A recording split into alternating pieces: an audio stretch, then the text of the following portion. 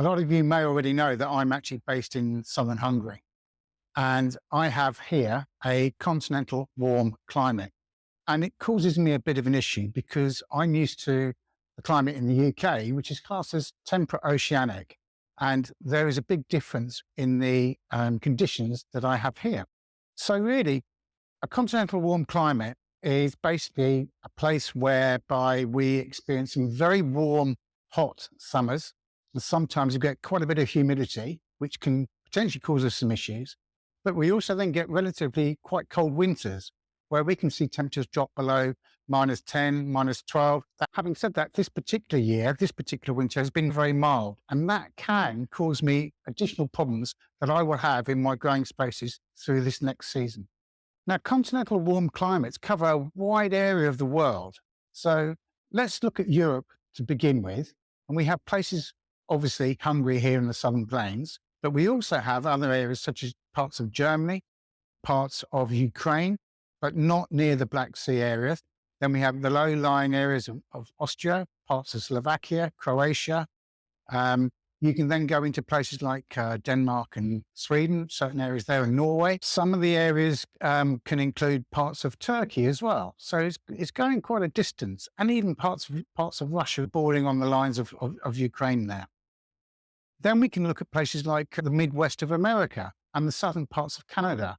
And then if you go into the southern hemisphere, then we can look at the snowy mountains of Australia and parts of New Zealand. So it covers quite a wide area. So if you're watching this video and you fall into these categories, then this is quite relevant for you guys. But even if you're not part of this continental warm climate, you may discover things that we do here that you could incorporate into your growing spaces yourself.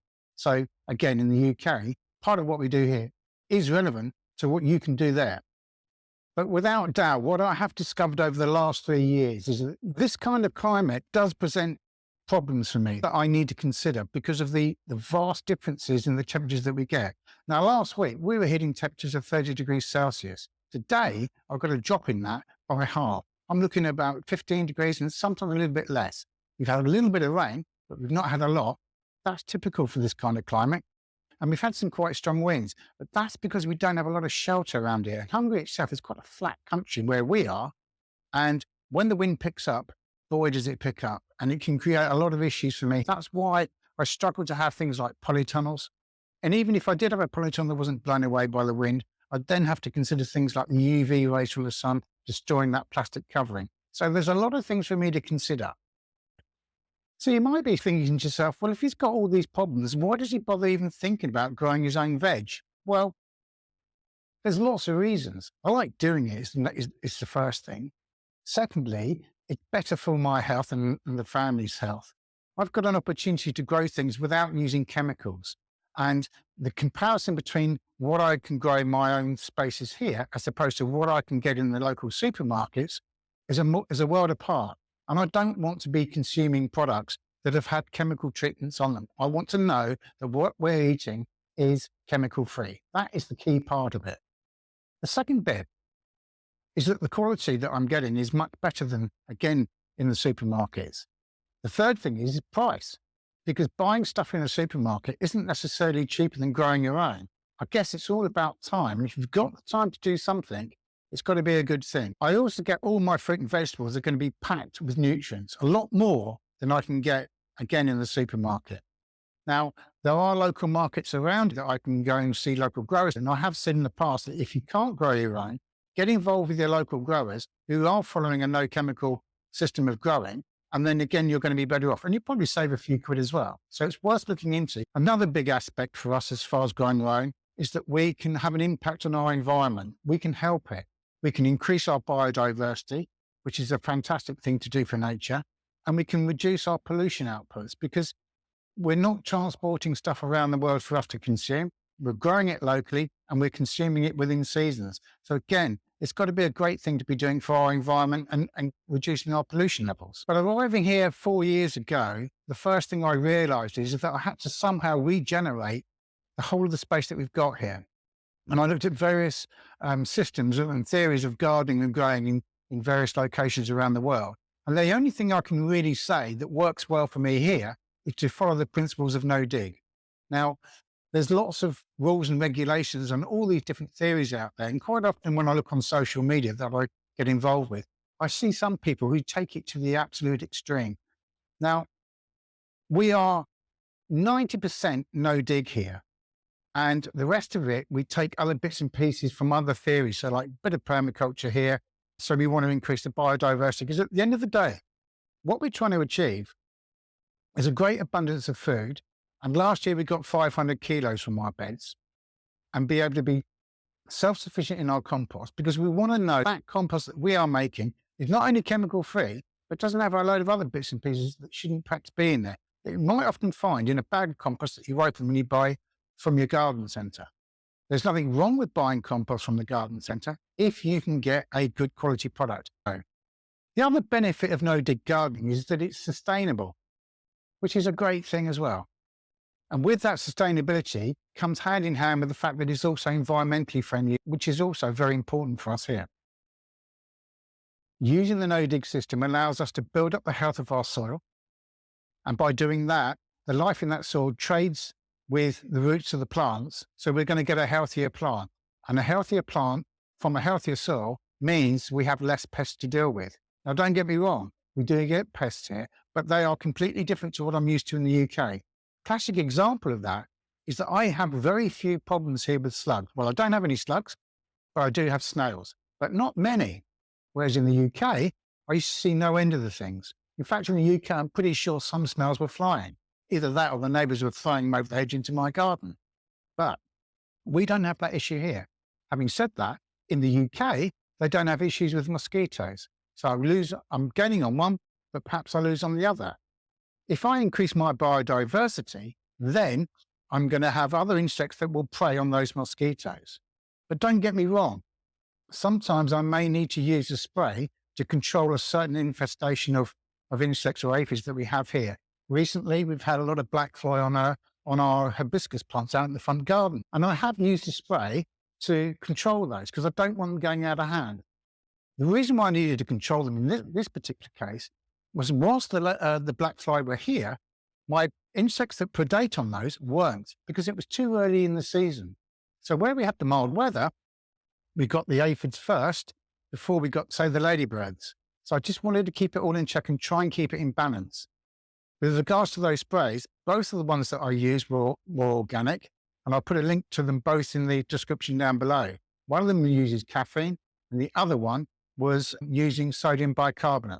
So there are ways that we can control things, but the majority of the time, using the no-dig system for us, we're able to produce better quality plants that are more pest resistant and a healthier soil. So again, it's another win-win for us. Now, a lot of people get frightened about the idea of no-dig because they think that they need huge quantities of compost. Not quite true. Best way to do it is to make your own. And again, loads of videos on the channel about how to make your own compost. And what I'm going to be doing in the next videos, when we have a walk around the garden, you'll see how I've made mine and how it's turned out and what I'm doing with it, how I'm using it. But that's for the next video. But for now, the point about it is, yes, you do need compost, but don't look at the compost as being something that you're digging into the soil, because obviously with no dig, you don't do that. You're laying it on top and you're treating it as a mulch, because what happens then is that you've not only got the compost there that's going to help feed the soil itself, but it also helps to suppress the weeds.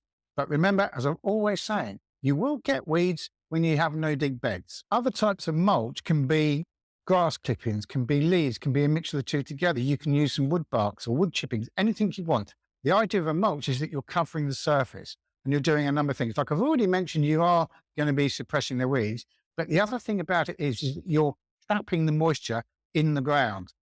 And with that in mind, in a continental warm climate, for me in particular here, it's extremely important. I don't want to waste any of the moisture that I have within my beds. Now, like I say, when we go out on the next video and we have a wander around the beds, not only will I show you how I've made them and how I'm making more, because we're doubling the spaces here, but we'll have a look underneath the soil surface, because you'll see that whilst it might be dry on the top, go down a little bit into the ground and you can see that there's a lot of moisture being retained inside. So it's another great benefit for the plants that we want to. So really, the benefits of no dig fit our climate requirements so precisely that it allows us to be able to produce the abundance that we're looking for. That's our aim. I want to be able to feed the family and be able to produce enough good quality fruit and veg the way we don't have to be relying on the local supermarkets in the town. So that's the whole idea of no dig. And not only that, it saves me so much time and effort. If you think about how long it would take you to dig a space or a bed that's 8 meters long by 2 meters wide, that's going to be a day's work at least. With no dig, you're throwing the compost on the top as a mulch. And then in the winter, we do things like cover cropping. So I'm saving my back and I'm saving my time. It's got to be a winner. And like I say, I've shown over the last 3 years, having built it all together, the infrastructure all together, and then last year finally been able to produce that great abundance of food from our spaces, that no dig for me here is a good match. It's not 100% perfect, but it's 90% of what we do here, and it's an important part. I would say in a continental warm climate, the biggest priority is reducing the temperature of our soils and keeping the moisture in and then feeding it. And by doing it this way, you're not releasing carbon every time you put a spade into the ground that's coming out of the soil, and you're not disturbing the soil alive. So it's a very important thing for us to do here. Like I say, it's not the only thing, but it's 90% of our work here. Now, no dig for us isn't just about the vegetables. We have the front garden here. And again, it's very little maintenance.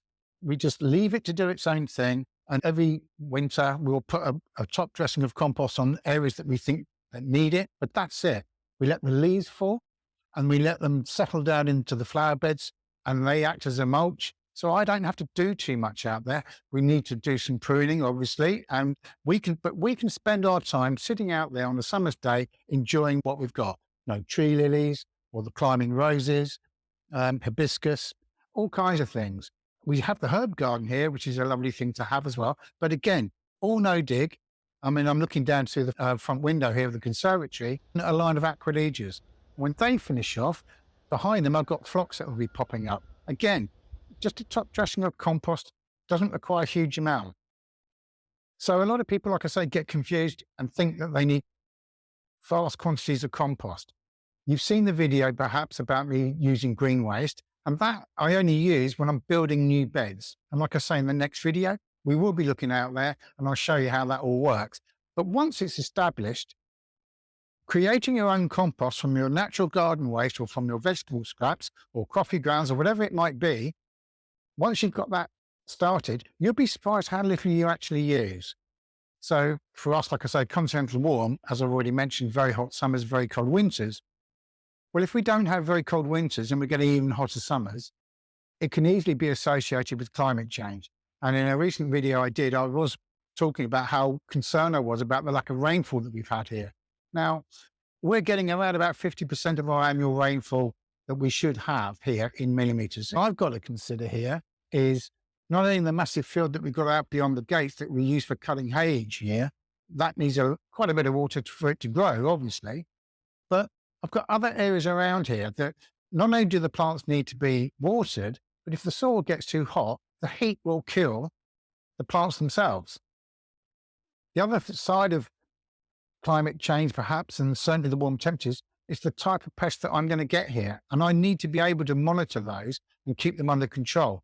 I'm not necessarily bothered too much about aphids, perhaps, on the roses, but I would be if I had Colorado beetle on potatoes or eggplants in the garden, which I have had in the past. Now, over the coming weeks, we're going to be looking at all the things that I do here, why I do them, and what we do with the results. I keep playing with my pen. And what we do with the results, because it's all very well growing the stuff, but we need to be able to use it. So if you can't eat it all straight away, how do we preserve it? Do we freeze it? Do we ferment it? Do we make jams out of it? Well, I'll show you what we get up to. It might give you some ideas and a bit of inspiration. And if you've got any ideas yourself, then by all means, I always welcome comments. Let me know how you deal with your fruit and veg, and maybe we can swap some notes. I have got some seeds that are germinating, and when they get to transplant stage, obviously as I do that, I'll show you. Like I've already mentioned, the next video will be us having a wander around, and I'll show you what I've been up to. I've got loads of tomatoes that we've got to get in the ground in the next 2 or 3 weeks. I mentioned in the past that my last frost date was around about the 12th of April. Well, my last frost date for this year before the end of March. Now, having said that, today is quite chilly. So whilst my threat of frost, crikey, that's a tongue twister, has now passed, I have been able to get some cool season plants transplanted into the beds. So we've got some kohlrabis out there, got some Swedes, which I've never grown from transplanting before. I'll be honest, I'm not 100% convinced by that. But anyway, I've got some onions in the ground, got some garlic in the ground as well. I have still got quite a bit of weed growth in some of the beds. But again, when we have a look around, I'll show you not only how I've created the beds and the results of them, but also how easy it is to weed them. It's quite interesting and it saves, like I say, so much time. So until then, I'll catch up with you next time. And if you like the video, please give me a thumbs up. And of course, leave me any comments you wish to in the comment section below. See you soon.